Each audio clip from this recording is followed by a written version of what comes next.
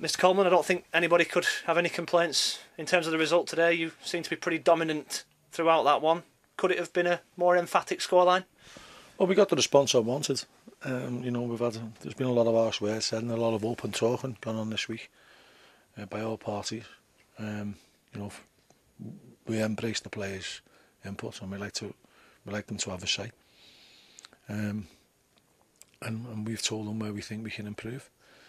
I'd just like to start though by saying, about tagging them, because I think tagging have made great strides in the last few years, and I think their manager's coming on for unfair criticism.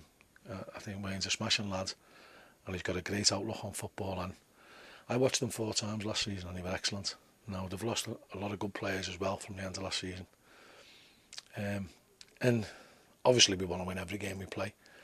But there's like a little mini club now of probably us, Dagenham and maybe Morecambe. And you'd have an affinity to them managers, and you'd like to beat everybody else and probably not them. Because we're all us 3 are in the same boat, myself, Wayne and Jim Bentley. We're constantly swimming against the tide. And teams think they have an automatic right to beat us. We can only raise people's expectations, we can't lower their expectations. And so he's done a terrific job since he took over as a manager, and I think he should be applauded for that and not be getting some of the stick that he's been getting as of late. And I'm sure they'll be capable of putting a run together that'll see them secure for this season, because he does unearth good players and he does play the game in the right way. Those Dagenham fans obviously really unhappy at the full-time whistle with their team's performance. Should it also be about how well your team played? Well, yeah, and I can feel sympathy for the Dagenham fans because they want the team to win, they want the team to play well. Anyone who's seen us for the last 10 games will know that it's a tough place to come to, and we haven't been playing particularly well at home. We're a decent side, and I've always got I've got a lot of respect for the Dagenham fans because I've played against them loads of times and they've always been quite fair with me. And I do feel for them, but I just urge them and beg them to be a bit more patient with the manager because he is trying to do a good job under difficult circumstances. Is that as good as it's been from your lads at home this season?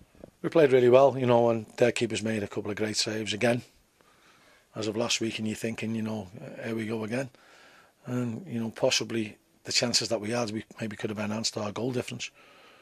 But we always knew they were capable of plugging away. And if they'd have got the goal, the chance that they had with 5 minutes to go would have been there the last 5 minutes.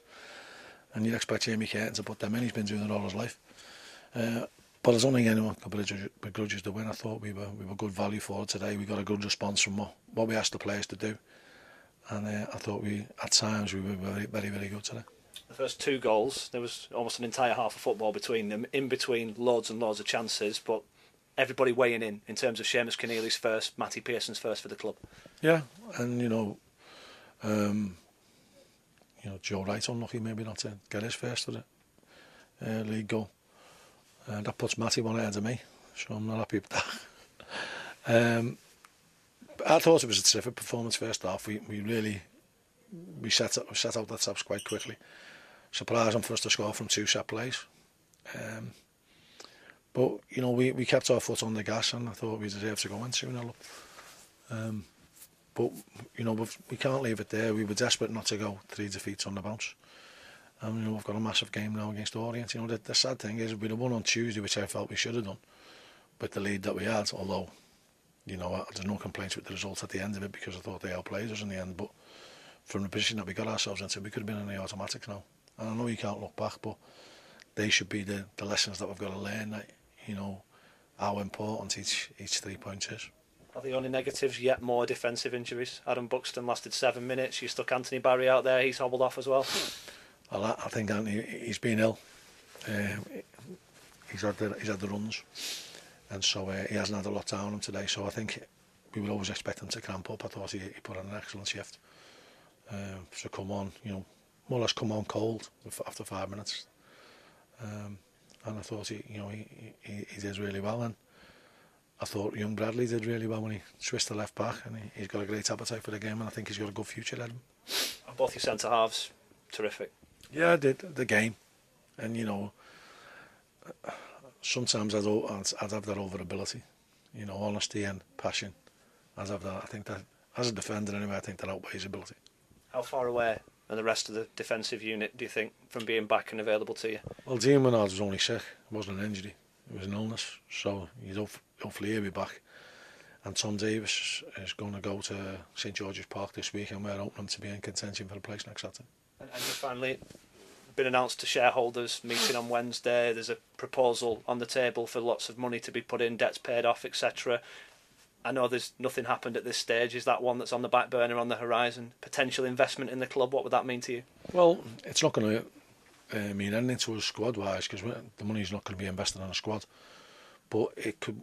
We're on the verge of a really, really exciting period in Accrington Stanley's history with the new owner. I've had several meetings with him, and he's an honest, down-to-earth guy.